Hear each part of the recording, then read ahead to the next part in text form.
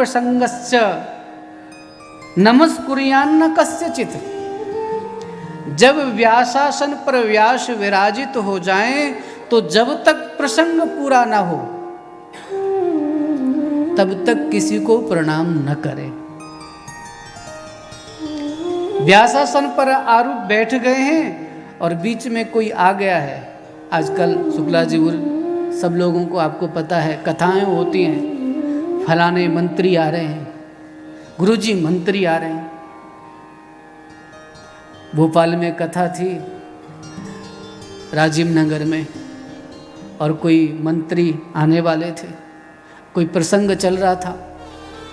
अच्छा, लोगों को ये भी नहीं समझ में आता कि प्रसंग क्या चल रहा है, उनको कोई लेना देना नहीं। क्या भाव की बात चल रही है कि क्या हो रहा है, उनको कोई लेना देना नहीं। अब मुझे 2 घंटे से पहले से मंत्री जी आ रहे हैं तो मैं चुप रहा। फिर आध घंटे बाद मंत्री जी आ रहे हैं, क्या करूं।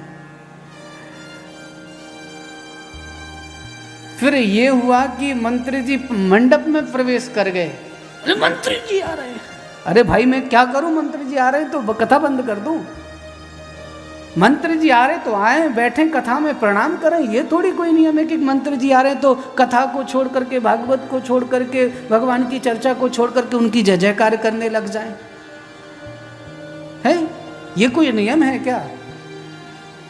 पर लोगों को ये लगता है अन्यत्र जगह भी जब कथाएं होती हैं तो बड़ी पीड़ा होती है। मुझे तो मन मारना पड़ता है मुझे। मैं प्रसन्नचित होकर के ये काम कभी नहीं कर सकता हूँ कि बीच कथा में कोई प्रकट हो गए, वह प्रकट कृपाला, हाँ, तो प्रकट होकर के आ गए और वो बीच कथा में ही आकर के उनकी जय जयकार शुरू कर दो।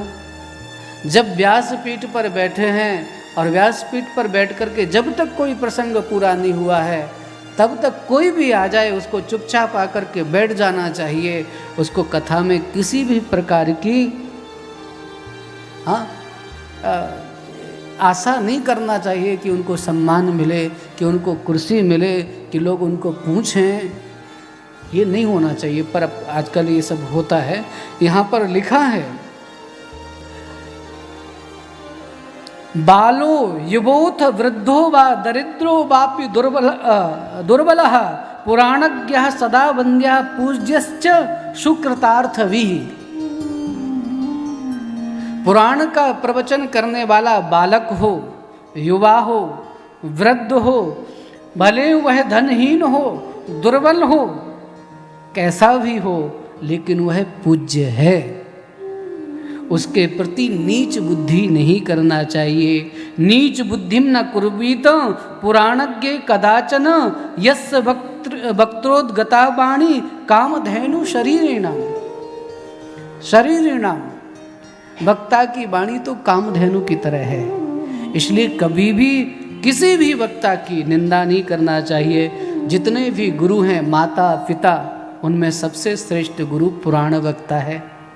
ये मैं नहीं कह रहा हूं, नहीं तो कहो कि अपने पक्ष में आप दलीलें ला रहे हो।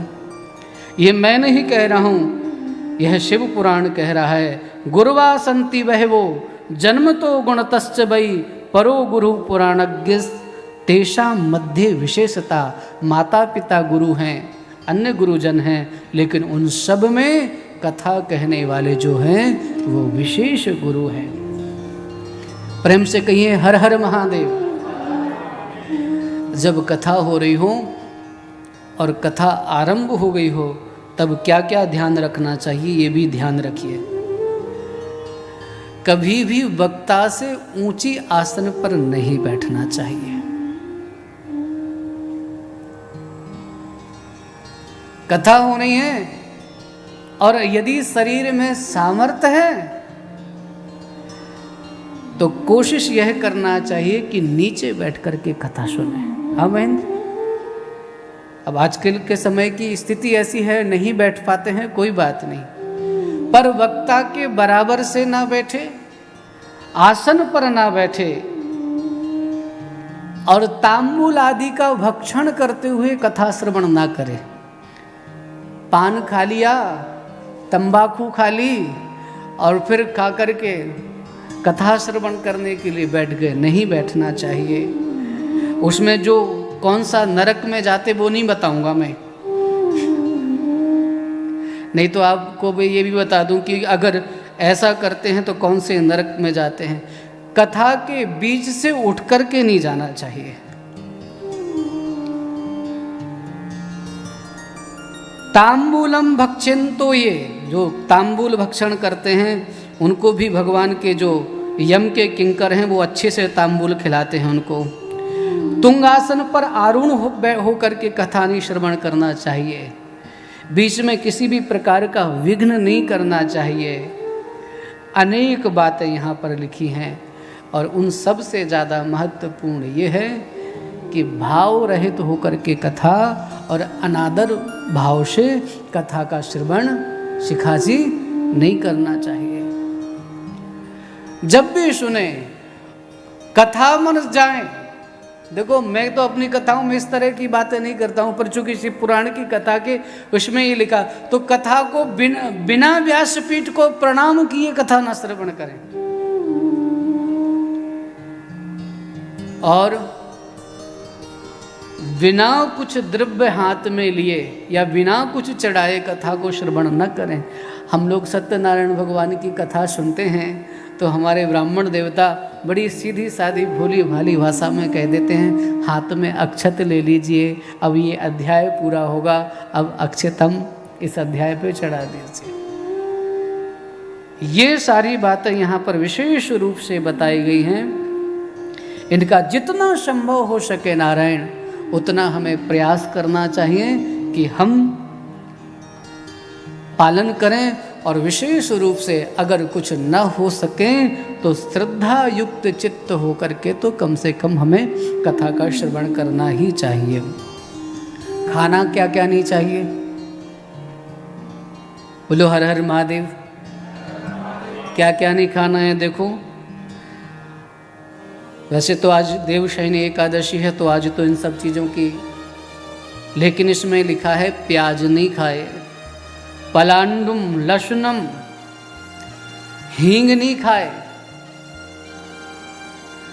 हींग भी नहीं खाना है। हाँ, वर्जेद यह कथावृत्ति, जो कथावृत्ति है उसको हींग नहीं खाना है, लहसुन नहीं खाना है, प्याज नहीं खाना है और किसी भी मादक द्रव्य का सेवन नहीं करना है। अगर इस प्रकार से वह शिव कथा का श्रवण करेगा तो ही उसको कथा के फल की प्राप्ति होगी। प्रेम से कहिए हर हर महादेव। बोले महाराज कथा तो ठीक है, पर दाल रोज बने और दाल में हींग न डले। हाँ, कौन कौन दाल में हींग खाता है बताओ जरा। तो इस प्रकार से नियमों का पालन करते हुए यदि कोई शिव पुराण की कथा का श्रवण करेगा तो उसको श्रवण करने से ही नारायण सद्य भगवान की कृपा का दर्शन होगा। अब हम एक भजन का आनंद लेकर के फिर अग्रिम कथा में प्रवेश करेंगे। प्रेम से बोलिए हर हर महादेव।